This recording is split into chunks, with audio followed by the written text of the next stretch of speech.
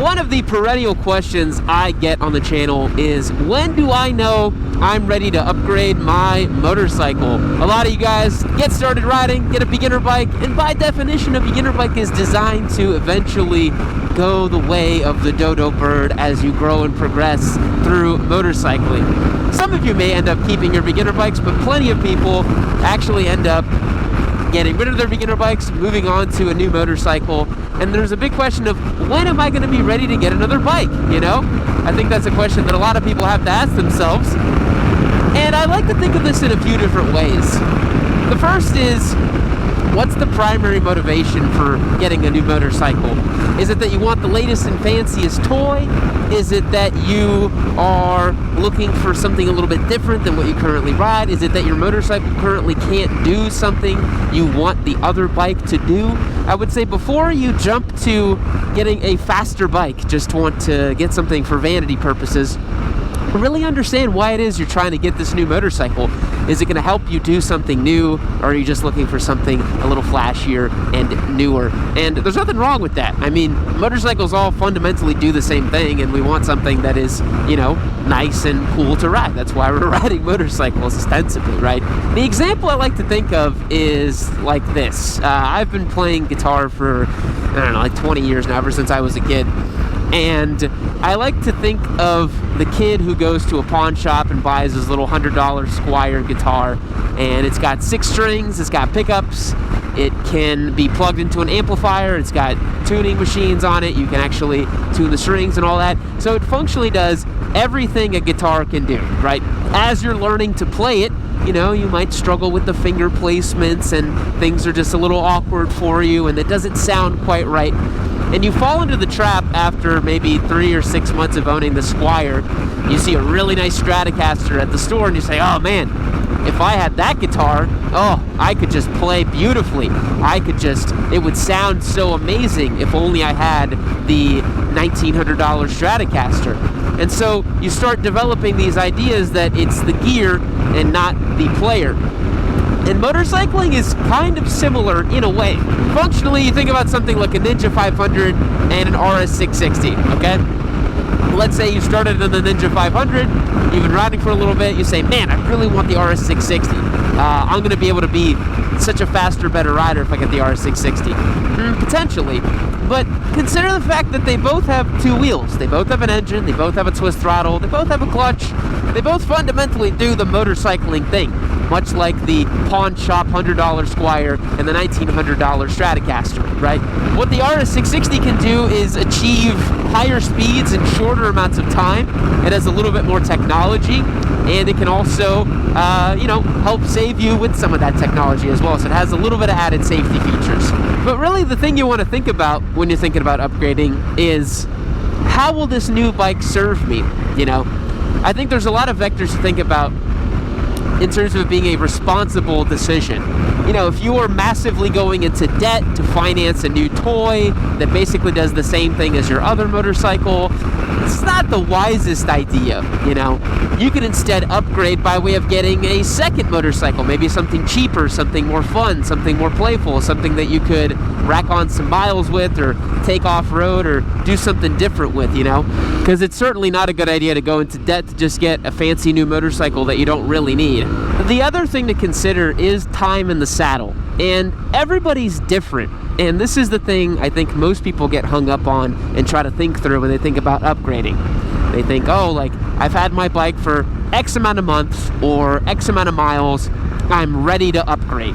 And this is the trickiest one because there's no hard or fast rule because everybody's different. You know, if you're a brand new rider, you've never ridden motorcycles before, and after 3 months of riding, you say that you're bored of your Ninja 500 and you want more power, you know, that's probably not the best idea, but it really depends on the type of person or the rider you are. It's why I really like Europe's tiered licensing system, because it gives at least a little bit of guideline for what riders should be doing in terms of their power, in terms of upgrading, in terms of being able to get certain motorcycles, because I do think that that it's a more helpful system than to you know, be going out and grabbing a Hayabusa after riding a Ninja 500 for a couple of months. Consider as well someone with extensive dirt bike experience, power sports experience. They picked up an MT-07, they ran it for 6 months, and then they're like, oh, I actually want, you know, a super sport bike, and then they get a ZX6. On paper, you might say, wow, that's a crazy fast jump to a super sport, but, you know, if the guy's been riding dirt bikes his whole life, he's probably going to be fine. So there's lots of nuance to it, right? But the rule that I recommend for riders, and this is just my own personal rule, you don't have to abide by it. I actually didn't abide by it for my first upgrade, and I'll talk about that here in a little bit. But I usually recommend at least a year and or 12,000 miles on that motorcycle. If it's a sport style motorcycle, you know, Ninja 400, R3, beginner sport bike type of thing, I do recommend at least one track day, just so you can understand that you're not at the limits of the machine. I really dislike the idea that because you can open the throttle on the highway to full pin to 5th and 6th gear, that you've found the limits of the machine. That's just very, very untrue, and that's a very unsophisticated way of approaching motorcycling. Your bike can do way more than you can do at the current moment if you're a beginner rider on a Ninja 400.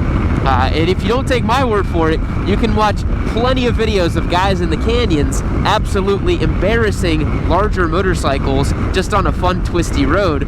And you can also see that on track as well. You'll see a 14-year-old in a Ninja 400 that can just pass people on the outside at will. So the bike is not a limiting factor. As mentioned, when I started riding, I had a R3 that I bought in early 2015, and I upgraded to a Daytona 675 after like 5 or 6 months, I think, riding that bike. And I think I put 10,000 miles on the R3. I rode it a lot, but I never did a track day with the R3. I had lived in Dallas at the time, so I never really like experienced twisty roads, really.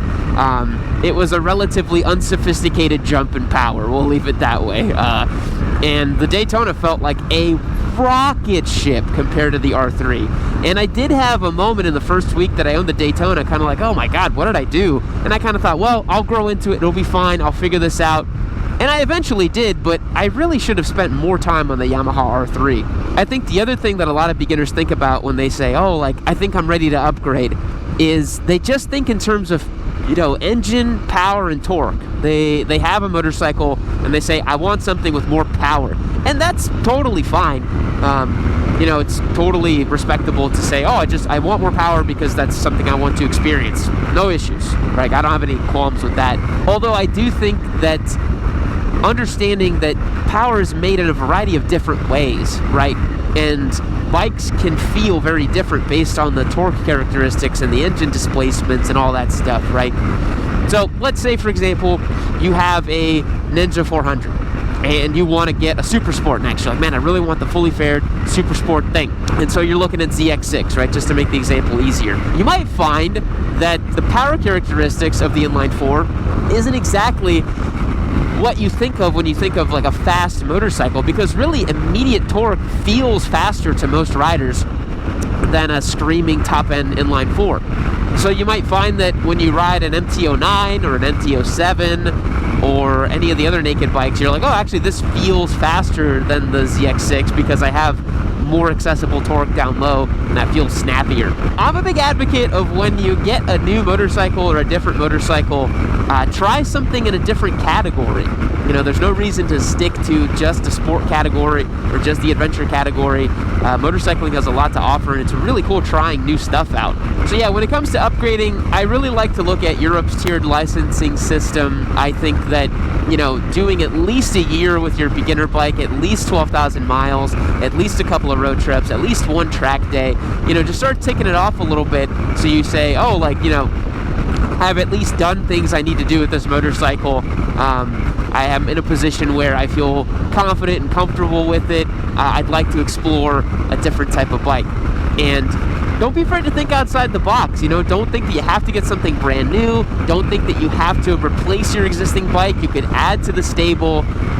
There's so many things you could do, and I really recommend not getting into debt for a new motorcycle. That's just really no way to live your life, just in general. And I understand why beginners ask the question, because you can upgrade too soon and too much, for sure. I remember on our Discord server, there was a young man, I assume it had to be a young man, who had a Ninja 400 or 500 and said he was going to go buy a Panigale V4 from that bike. And I think we can all admit that that's way too big of a jump. I know the Panigales have incredible traction control and power modes and a lot of electronics that can help keep riders safe, but there's pretty much no reason other than ego to jump from a 45 horsepower beginner sport bike to a 200 plus horsepower top shelf racing machine. That's really, really crazy. And so I totally understand why beginners would be a little reluctant. It's like, oh, like I want to make sure I do this right and upgrade right. There's not too much risk, in my opinion, of upgrading too little. If it's a motorcycle you want and you want to try it out, there's nothing wrong with that, right? Like, I don't think you should be shamed, for example, from going from a, I don't know, like you have like a little beater Ninja 400, and then you start on, and then you go to an MT-07 because you want to try a naked bike. It's a very different type of ride, and, you know, you don't always need to triple the horsepower every time you upgrade. Otherwise, by the time that you're getting a leader bike, you're like, oh, I'm going to get a 400 horsepower Turbo Hayabusa next. It's like that. At some point, you realize that horsepower is not the defining factor in the equation. I think what's also interesting about the upgrading ladder, so to speak, is a vast majority of riders kind of end up in the sort of 650 to 900 cc range. It kind of seems to be the sweet spot for most riders. A lot of guys I know have gone down the crazy leader bike route and then gone back. You know, myself, for the street, I've never owned anything that makes over 120 horsepower. I've had the very fortunate chance of riding, you know, plenty of 200 plus horsepower bikes on track. And on track, yeah, more horsepower always better, basically. It's a lot of fun to ride the super top shelf stuff on track. But on street, I don't know. I mean, this Touareg that I've been rocking for like 6 or 7 months now, which I adore. This motorcycle has been so awesome. It makes like 80 horsepower. It's not that fast. Although it can keep up with leader bikes on track at Coda, as I proved, which is pretty sweet. But it's just not the be-all, end-all equation for most riders. And I think a lot of riders, as you get into that, like, you know, longer-term vision with motorcycling, you know, like I said, you're trying to get a bike that solves for a specific use case you have, right? Like, I really wanted a longer distance commuter style motorcycle, and the Touareg fit the bill perfectly. You know, if you are looking for something that is a little more track worthy than a bone stock Ninja 400, yeah, an RS660 makes a great choice, right? If you're coming from a beginner ADV bike, you've got an Ibex 450, and you're like, oh man, I really want to try a sport bike, you know, I want to try something a little more sporty. MT-09, right, that would make a cool, like, sort of lateral, not lateral, like, but diagonal upgrade, because you're changing categories and all that. Or if you say, oh, like, I just want to add a dirt bike to the stable because I want to try dirt bike riding, but I'm going to keep my beginner bike to just commute on and just have fun with. Awesome choice, right? And the longer you ride, the more you're going to make choices like that. And also recognize that, you know, getting a different motorcycle, or, you know, it's just not that deep, you know? If you do upgrade and you don't absolutely love the bike, I mean, motorcycles are very easy to buy and sell. You won't lose too much money if you buy well, and you can always get another one. And life is long. You can certainly go and get another motorcycle. So even if you quote-unquote do the wrong upgrade, it's not that big a deal. Most things in life are negotiable, except for death and taxes. So if you don't like the bike, dude, just get another bike, man. It's no biggie. And honestly, it takes time to figure out what you really want with your bike. Don't think that your second motorcycle is going to be your forever bike or your most amazing bike. Like, you will change as a rider. Your riding habits will change. What you want out of a motorcycle will change. You know, for better or worse, there's a reason that a lot of those old fogies are on Gold Wings and adventure bikes, right?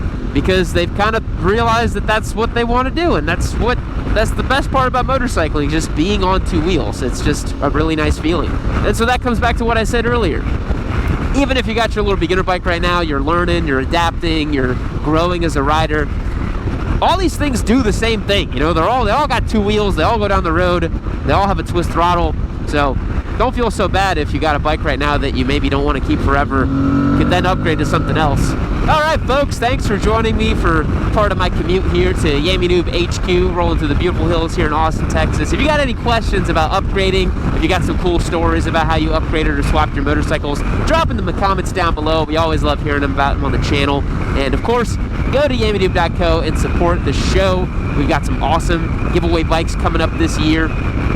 Big congratulations to our most recent winner, Jeremy from Iowa, for winning the MT-07.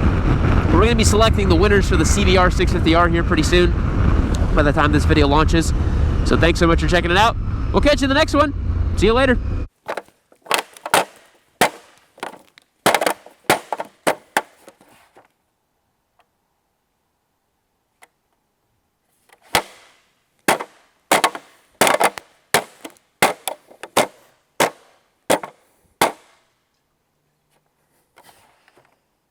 Keep watching Yami Noob.